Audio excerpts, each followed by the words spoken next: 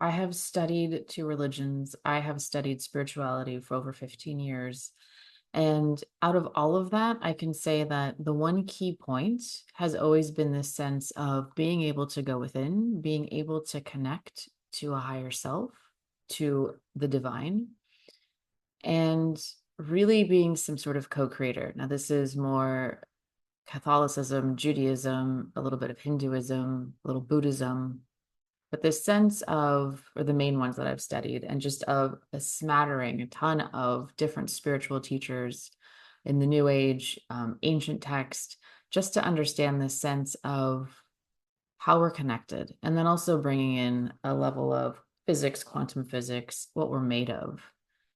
And I feel like there's this new level coming in, this new era of spirituality that we're starting to like scratch upon, embark upon, I want to talk about. I've been writing about this for 2 years, and I feel like they're so intertwined that it's almost hard to grasp. But this sense of you are a co-creator, and that I think a lot of people have heard, understand, we're like in this image of God. It is a very Judeo-Christian based mentality. But the sense of really taking on that role as a creator and really embodying that. And what does that mean to be a creator in your own life? And the hard part about that is that we have to have a level of discovery, a level of knowledge of self, and a level of responsibility and accountability, which, as much as we like to say we do, not always the case. And so it's really been this interesting path of my own personal life of being in, a lot of the matrix system of having a job, going through school, making sure that I'm following this norm of what I thought life was supposed to be like, and being absolutely miserable, being, completely invested in this hustle culture in this game, working on side hustles, working on businesses simultaneously, and being incredibly burnt out, and then finding this solace in spirituality that helped bring me back to life, or kind of really almost just have me being held by a thread. And then now, as I've gotten even further into that, this sense of allowing myself to be a creator. And I have a creative position, right? I grew up and have developed a creative career of 25 years. And so I spent a lot of time creating, but it was always for someone else.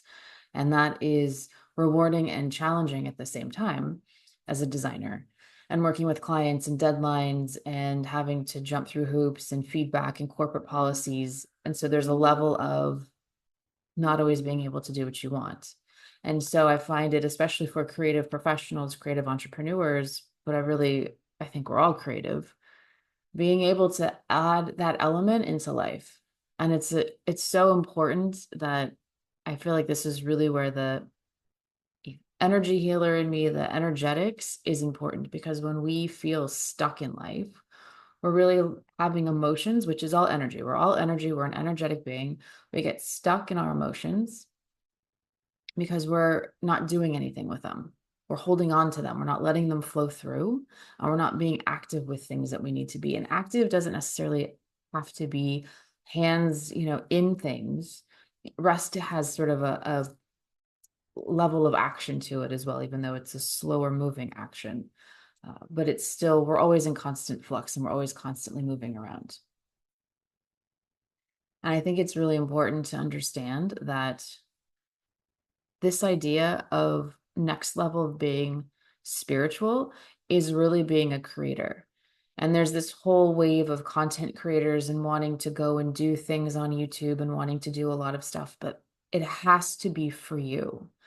It has to be for you. It has to have some level of significance and importance and beauty in your life that's just for you. If you share it, that's amazing. Thank you for sharing. That would be lovely. But that's not the premise of why you're doing it. The premise of why you're doing it is because it nourishes your soul. And we don't really talk about souls and spirits unless there's like a tarot card candle around or something. We have kind of disassociated from a lot of cultures, and from our ancestral cultures, where that was the biggest deal possible. Like everything was based on how are we living this life to groom the soul for the next life. And we're just so inundated with modern, what we think is modern, our modern devices, our modern living, that we actually are kind of trapped into these like bubbles in these boxes. And we're not really understanding the value of our lives anymore.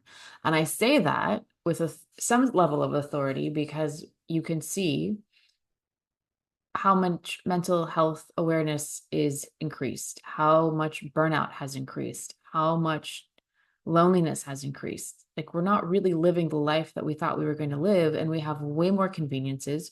We have way more things accessible to us. And not to make this, a downer conversation, but it's just casting a light to say, I think that one of the solutions is that we need to be more creative and bring art into our life and make our life a moving picture and a moving piece of artwork that gives us the delight and the joy, that brings us above the suffering, that connects us to our intuition, which is the most highest level of intelligence we could possibly have, and moving through our own creativity. And creativity is not limited to, I've just taken out some paints, or I'm using crayons, or I'm doing something like that. It could be, yes, it can be that, of course. It could be making something that's more artistically inclined, like music and art, but building, developing, designing, anything, constructing, anything that is in your mind that you want to put out into the world and create is literal creation. Like, we're really geared towards making that happen. Like, that is what every successful person that you will ever see does. They make stuff. They make products, they make services, they make books, they make movies, they make speeches, they speak, they do all kinds of things that show this element of, I'm bringing something from the ethereal world. I'm bringing these downloads and this collective consciousness, and I'm spreading it out in the world, so much so that everybody can benefit from it. And that's what makes them so wonderful. And we love them, we hate them, we envy them, we want to be like them.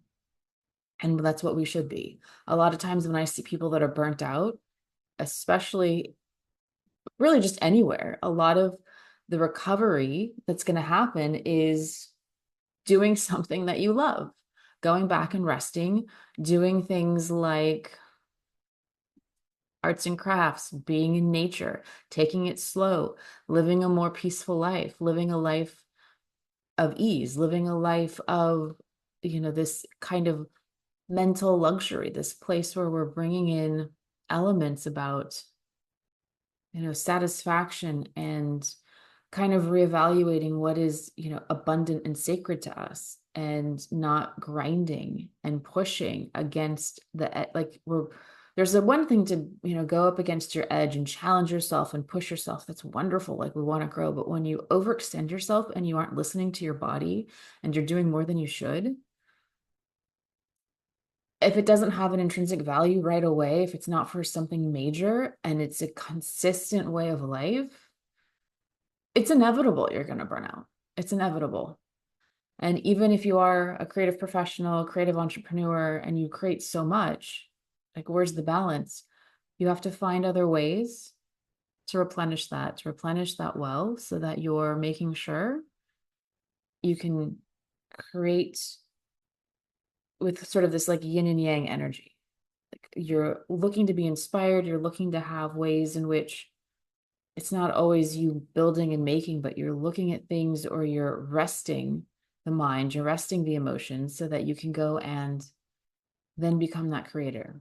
So I want to start to pivot on and pick on, I want to start to talk about this idea of creative spirituality. And I feel like that in itself, of just let that land for a little bit, this idea of being creative is actually going to be your spirituality. It's going to be you in union with your spirit.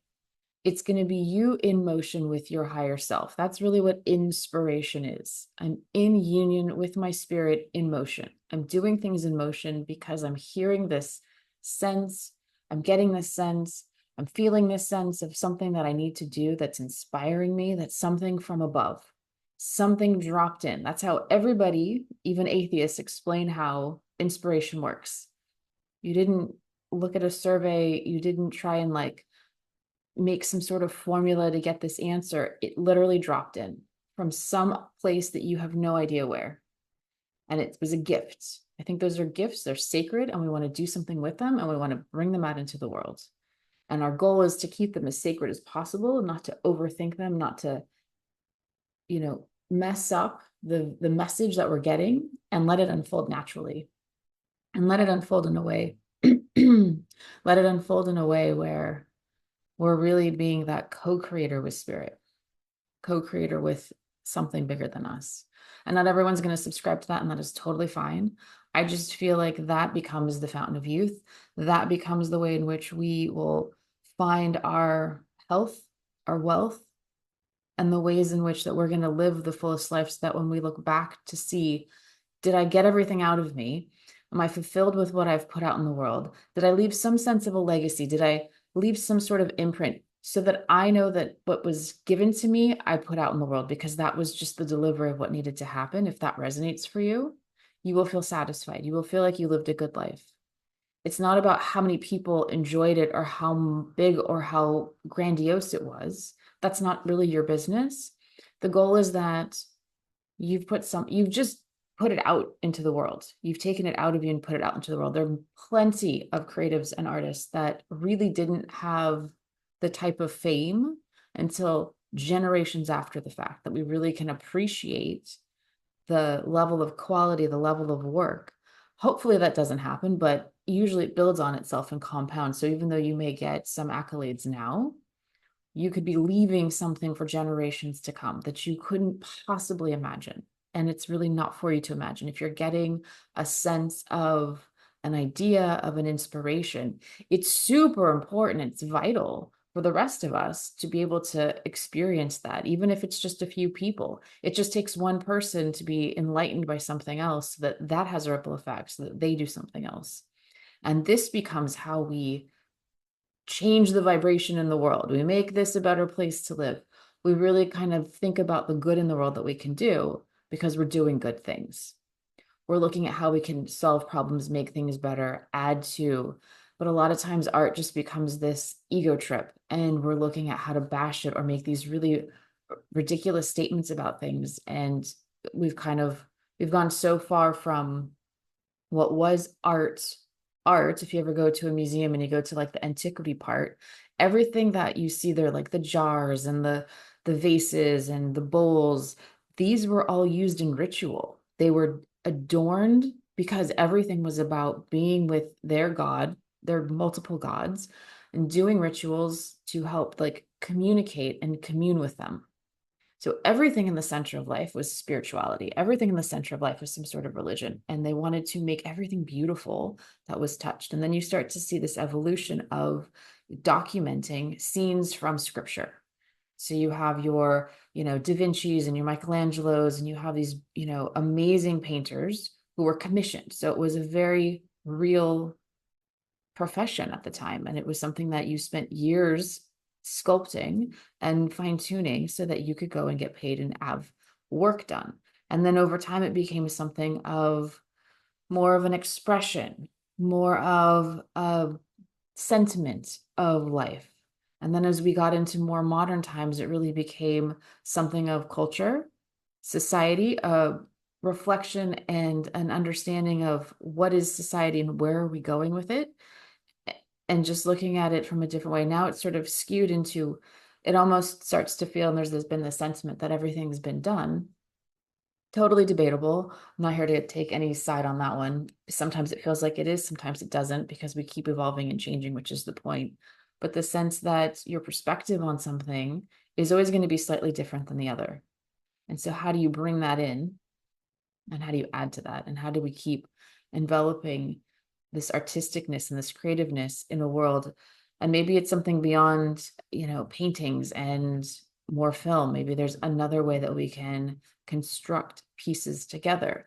It could be anything. It could be how we build schools, how we connect them to other parts of society, how we start to, maybe it's more of a design thinking than it is as artistic thinking, than just like making things look aesthetically pleasing, but we're actually solving problems that become well fitted, and we're evolving. And I think this is going to be the new paradigm of not like this is just goodwill and good virtue, but this is a real calling that every single one of us has, that there is something inside every single one of us, including you. Absolutely. If you, especially if you're watching this, you were called to this, that there's something inside of you like, oh, I just really want to get this out of me. I don't really know how. And that becomes the spiritual work.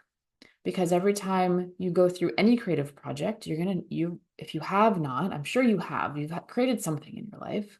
The idea is beautiful and it's wonderful and you're so excited. And then you start putting it on paper and you're like, oh, this doesn't look good. And then all the inner critic comes out and the self-doubt and the limiting beliefs come out, and you have to work your way through it. Because hopefully that vision that you have is so strong, it's so pure, and it's so enticing to put on paper, to put out in the world, that you will fight for that vision to come out. And you will work through all those little hurdles, all those little, obstacles that are put in front of you, because that vision is greater. So if we can do these little projects, and if you can start to see this pattern, if I can do this little project, I'm going to do a painting of something that stretches me. It's nothing. It's going to be in my house. It's maybe a few people will see it. It's just for me. But going through that exercise of, I have this great idea, I start putting this down, I start working the paint, it kind of looks okay, right? I have to take some time with it, and I have to work through it, and I have to work through any kind of conversation that's going on in my head so that I keep doing it. So that when I do something a little bit bigger, I already have a sense of that process that's going to happen inside of me to then expand it even more. And then I can work on a bigger project, and I'll have those same types of levels that go through of the resistance that happens, the fear that happens, the anxiety of what are people going to say that happens. And I can stretch myself even more and work through that. And then I can keep building up these projects of life, whatever that is, whether it's speaking, whether it's writing a book, whether it's building a program like the one I'm building right now, the intuitive artist, to help with this process so that we're opening up our channel, we're creating our sense of communication and connection with the divine, and that we're really just being able to move through this as seamlessly as possible, and stretching and stretching and stretching so that they compound and build on itself, so that I'm leaving something that I feel good for the rest of the world. And I know that it will be of benefit because these pieces have benefited me. And I don't need a huge group of people to do that. It just helps. And so one person, if I have helped one person, I've done my job. It's a really great place to be. But I have to start somewhere. I have to get up and I have to keep going and I have to keep doing that. And this to me is the fastest way to do shadow work, to connect with yourself. There's a really great quote by Aristotle: knowledge of self is the beginning of all wisdom.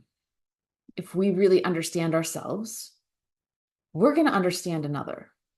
Even though our journeys are different and the points in which we're in our journeys differ, we understand what it's like to be disappointed, devastated, to be in love, to have all these feelings. Like when we listen to love songs, it doesn't take us a lot to not understand them. It doesn't take a lot. Like we understand the love song. We understand what's being told. We understand the sentiment. Even if we're in love, not in love, we understand heartache. We understand heartbreak.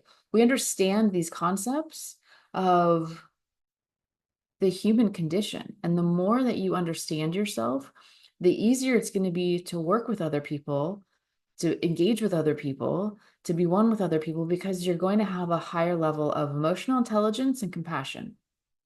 Makes you a superhuman.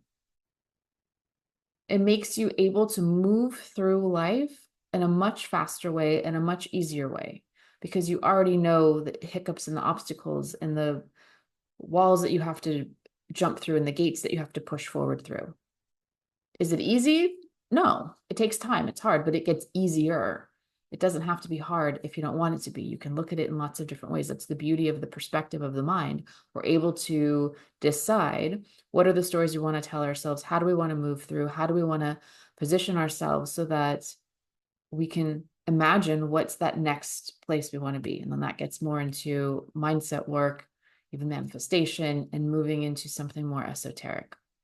So for this video, I just really want to drop the idea of your spirituality, this next evolution of spirituality, as I see it, as I'd like to start paving the way for, is going to be how you leverage, bring in, and become the co-creator of your life. How do you bring in creation? How do you create? What are you creating? You will build, guaranteed, I guarantee this, if you start creating something just for yourself that you really love, you will build confidence and you will build conviction. You will understand yourself and you will become more powerful. You will become powerful in like your own personal sovereignty, your own power, your own strength, and you will become unshakable because you know yourself so well that nobody can come and trigger you. Nobody can come in and push on you because you're sturdy, because you've been doing the inner work and you have a level of self-expression that is unique to you, that no one is giving you. You're not copying anybody else, trying to be something that you're not. There's no imposter syndrome. You can get inspired by people. That is absolutely great. But you take the inspiration. We love our inspiration because we're in motion. We're in union and motion with our spirit, and we're doing something that is an expression of ourselves. I couldn't think of a better type of spirituality than being a creative. So I hope this was helpful. I hope this maybe some light bulbs came through. I'd love if there was any light bulbs that you had in this video, any sentiments that came through, put them in the comments below. Love to build this community so that we can have this safe space that you can start creating the life that you want, the things that you want, bring beauty into your life. And I know that sometimes it's really difficult with jobs, with schedules, with obligations. But my friend, if you do not take the time for yourself, you're going to break. Like, let's just be really straightforward. There's no value if you're in burnout. There's no value if you can't get off the floor. There's no value if you're so, what is the word? Disgruntled, frustrated, resentful. That's the word. If you're so resentful to the world, that's what you're going to put out. Why do we want that? We don't want that. We want to shift and change that. Carving out 5 minutes in the morning, carving out 5 minutes before you go to bed, increase it down the road to an hour. Maybe it's 1 hour once a week. You will cherish, look forward to, and find that time that you give yourself luxury. And then you're going to start to want to increase it and increase it and increase it just enough. And you're going to have to work through some of the shame and guilt that comes with having to say no to certain things, to certain people, to certain obligations. But just like when you get on an airplane, you have to put the oxygen mask on yourself first. If you are not taking care of yourself first, you're going to deplete yourself for everyone else. There's no value in that. It's not selfish at all. It's actually selfless. Because if you start putting care into yourself, if you start becoming healthy, then you are a much better human to contribute to all. So we want to make sure that we're really taking care of ourselves and we have these conversations with each other to say, hey, friend, let's kind of think about how we're living our lives and what are we putting as priority and how much of self-care. And that is more than just I take a shower and I eat really healthy food, which is also really important, but I know how to move through the day. I know how to move energy through my body, which we'll talk about more. And I know how to be a creative and that sense of that word, because that helps me with my spirituality. And if there's spiritual books that you really like to read or you want to get into, just start, what is attracting you? Like what feels magnetized to you so that you can start opening up and maybe finding other ways. That was really helpful for me of, finding teachers, and teachers have their own certain amount of time. And certain things just come into your life at a certain time. But make sure that you're going within and kind of allowing that inner child to come out and play, to be curious. It keeps you young at heart. It keeps you in just the most lighthearted, best way. The people that take life too seriously are bummers, like I don't want to be around that all the time. It's too much weight to carry that's unnecessary. Yes, there are serious things in life, absolutely, but we have to have a level of lightness to move through them. Otherwise, it'll take us down and not in a good way. So go create something, add beauty to your life. I love you all. Thank you for being here, and I will see you all in the next one. Take care.